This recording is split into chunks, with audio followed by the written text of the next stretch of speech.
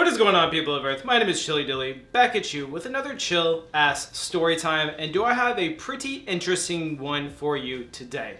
Today I'm going to be talking about how I got pink flour, yes, pink-looking flour, off of the dark web. I can do awesome videos like this if it wasn't for the sponsor of today's video, man, JK Distro. Shout out to them. We are going to be smoking some of their, what is this, purple ice pop. That is what I've got rolled up right here. And I think I forgot the lighter again, man. That's like 2 or 3 times I've done that in a row in a video. Before we do get into this story time, of course, you know we got to spark up, man.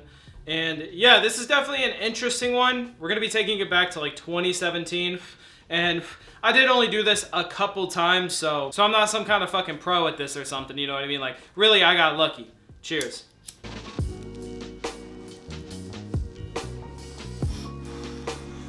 Now we're going to take this back to 18, 19-year-old me, man.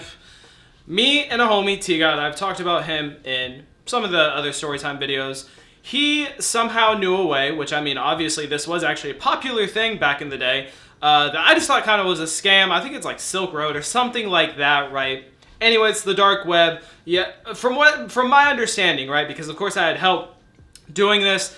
And then really I only did it like one time, and then he did it like a couple other times. And anyway though, so like pretty much you just upload some kind of crypto. It's usually like Bitcoin, which Bitcoin was like just getting big around that time too. And send in, you're supposed to get your stuff, whatever it was, right? You could get all kinds of crazy shit on there. Well, at the time we lived in a small town, and honestly that town went dry pretty quick, so we thought maybe we could find some crazy cool looking bud on the website, right? So we were looking and looking, and we came across this pink flour. And no, I'm not talking about like what people are doing now where it looks like it's doused in fucking food coloring or something where it's like crazy pink. No, like this just had a really light pink hue, craziest flower I've ever seen, right? I forget what the hell it was even called. I'm sure it was something silly like pink bubblegum or something silly, right? Like that, right?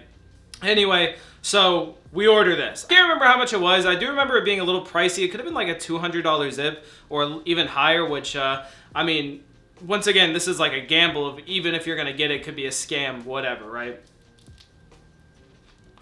So we order it. I can't tell you exactly what the date was. I want to say it was probably during the summer. I want to say. I'm not 100% sure. And I remember it took forever, bro. Like, it really took a super long time to get there. I mean, I want to say over a month. Like, I don't even remember where it was coming from. The whole situation. I barely even remember, like, the process of trying to get it. I do remember that it was a bitch, though. So, yeah. I want to say, like, a month. Maybe in a month and a half goes by.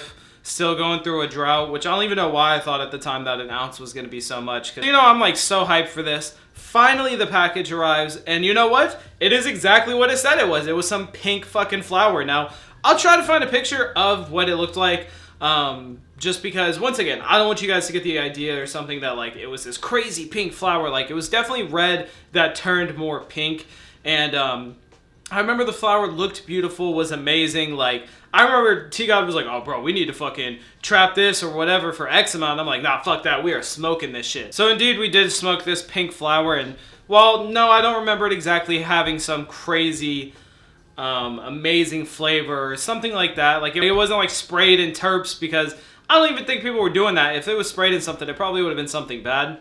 But I remember it just being a super, super cool experience, right? And so I'm going to tell you guys a couple of the other things that we also got off of the dark web or whatever, right? So once again, I mean, living in a smaller town, it's going to be harder to find things like good acid or good mollies. I generally remember people saying that they would use that website for whatever, and I was like, okay, well, we had already gotten the flour, so let's try that as well. And we had actually got some acid from like the Netherlands or like Switzerland or something like that, and it came in like this crazy design that looked like a, I want to say like a boombox or something like that, like really, really cool design. And I remember that being some of the best acid I'd ever had, man. Like just one of the more cleaner trips because, I mean, hey, I don't want to sit here and like obviously give safety warnings or whatever, but you know, you shouldn't even be doing any of this, first of all. But, you know, getting small town acid and stuff like that can be very dangerous. Like, it could be fake stuff. It can be stuff that will really hurt your body or just even hurt your brain. And I mean, this was no different, obviously. Like, I didn't 100% know where it's coming from. I didn't know that it was going to be safe. So, you know, it's the same thing, really. And then we tried the same thing with MDMA, and same thing. Both of those were really, really good. But I remember I definitely formed a little problem with that Molly that we had gotten, man. It was definitely not like a struggle or whatever, but I definitely remember doing more than I should have, to say the least. But yeah, that was like the only 3 times that we had ever tried something like that. And once again, that was like way back in the day, like 10 years ago, whatever. It's crazy. I have some friends in Canada, and one of my homies actually sent me a website that is like legal in Canada where you can get like everything you want shipped to your door, and it's all legal. Like, times have changed so much, man. It's actually insane. I mean, once again, I definitely do not recommend to do this.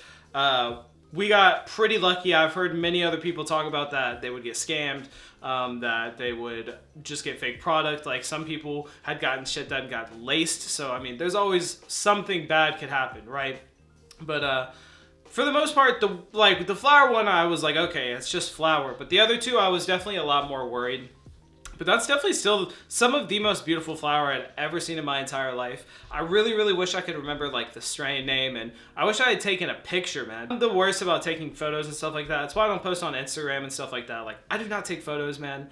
I don't even necessarily like having a camera in my face. I've just never been into any kind of photography and uploading my pictures on social media.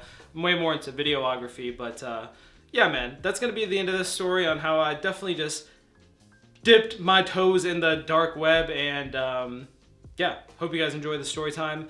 Shout out to JK Distro, shout out to you guys. I'm pretty baked off of this. I keep forgetting the name of it. I don't even know why. This purple ice pop.